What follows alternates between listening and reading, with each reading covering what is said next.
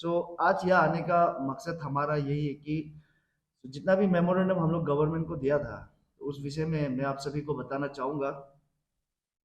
जो रैगिंग को और प्रिंसिपल और जो वार्डन को लेकर, तो जब सर का साथ minister sir and sports director का साथ जब मीटिंग हुआ, तो उन्होंने बताया कि जो जो टर्मिनेशन का जो सस्पेंशन का बात है, उसको लेकर वो लोग फाइल को पुट अप कर चुका है। सो आई होप कि ये विद इन एक हफ्ता का समय दिया है हम लोग को, कि ये एक हफ्ता का अंदर में जितना भी उस लोग का इन्वेस्टिगेशन पार्ट है, उसको वो लोग करने के बाद में जाके जो भी उसमें गलती ठहराता है, तो उसको एज पर लॉ का हिसाब से उस लोग को पनिशमेंट मिला जाएगा।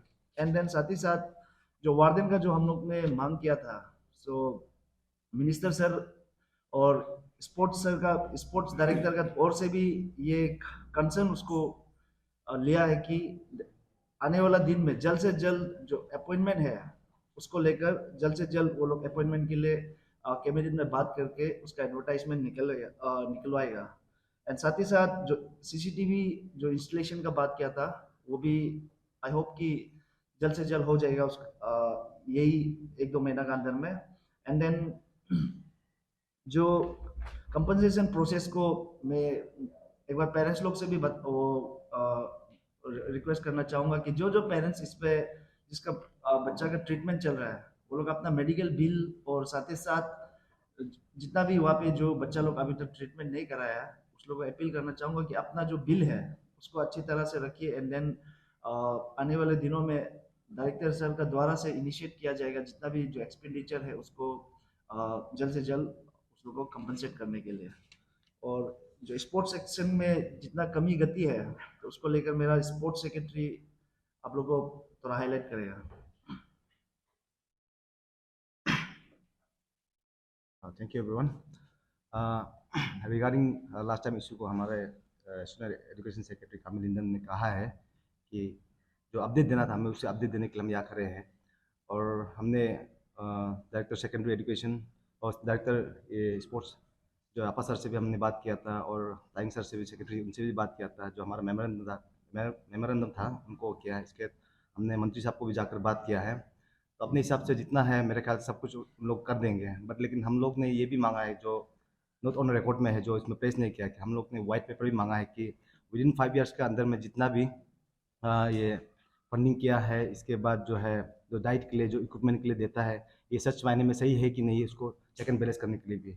और हम लोग ये भी प्लेस किया है कि सीसी फुटेज जो है मैक्सिमम जो है शायद अभी तक लगाया नहीं गया। तो हम चाहते हैं कि नॉट इवन हॉस्टल के अंदर जहाँ इंसिडेंट स्पॉट हुआ वहाँ होकर नहीं, जो एंट्री गेट से लेकर एग्जिट गेट तक, जहाँ तक जितना हो सकेगा पूरा जगह लगा, ताकि ये इंसिडेंट दोबारा ना हो।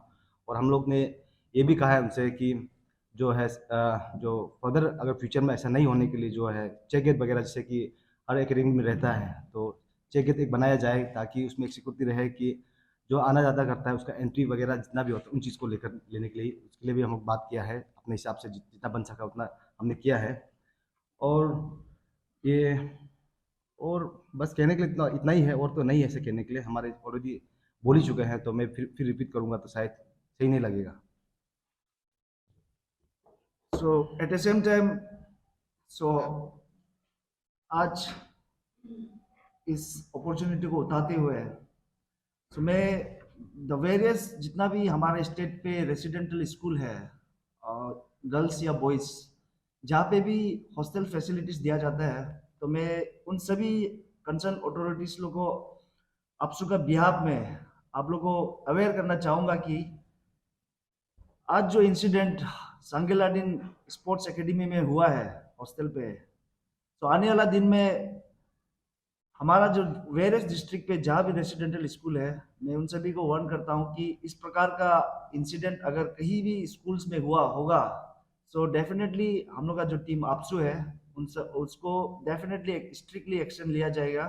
सो आप लोग भी ये जो इंसिडेंट हुआ है उससे आप लोग खुद भी थोड़ा सतर्क रहिए, ताकि आपका इंस्टीट्यूट में इस प्रकार का जो रैगिंग है, वायलेंस है, इंसिडेंट आप लोग का वहाँ पे नहीं होने के लिए। और साथ ही साथ मैं जितना पेरेंट्स और जो गार्जियन है उसको भी रिक्वेस्ट करना चाहूँगा कि आपका जो ड्यूटीज़ बनता है, देखिए हमारे यहाँ पे क्या है कि मैक्सिमम बच्चा को जब स्कूल्स में डाल लेने का या फिर हॉस्टल्स में भेज देने का बाद में केयर बहुत कम करता है।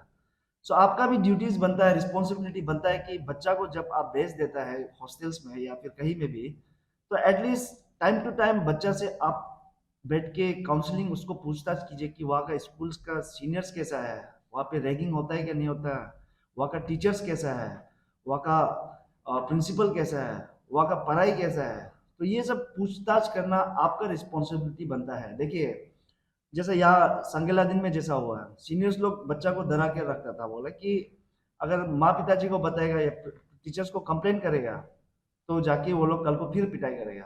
तो बच्चा को डर लगता है, डेफिनेटली डरता है।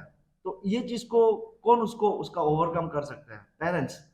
आप भाई भैया दीदी माँ पिताजी कोई भी, वो जाके अपना बच्चा को टाइम टू टाइम ये चीज को पूछना जरूरी है कि स्कूल्स का रिपोर्ट कैसा है, हॉस्टल में कैसा है। नहीं तो आप देखिए आजकल इतना डरा के रखते हैं कि ऐसा हमारे स्टेट्स में गर्ल्स गर्ल्स जो स्कूल हॉस्टल्स है वहाँ में भी आपको मोलिस्टेशन केस देखने के बहुत से सुना हुआ है इन दिनों। सो कहीं ना कहीं ये हमारा पेरेंट्स बोले या फिर जो गार्जियन है उसका भी थोड़ा कमी गति है। आप लोग अपना बच्चा को इसलिए काउंसलिंग करना जरूरी है, क्योंकि नहीं तो स्कूल्स का अथॉरिटी का तरफ से या फिर कंसर्न सीनियर्स हो गया, वो लोग हमेशा बच्चा को डरा कर रखता है ऐसा जगह में। तो उसको आप पूछताछ करके, ताकि इस प्रकार का इंसिडेंट ना ही लड़का के साथ हो ना लड़की के साथ में नहीं होने के लिए। सो ये हमारा अपील पेरेंट्स से रहेगा। सो इतना ही है आज के लिए।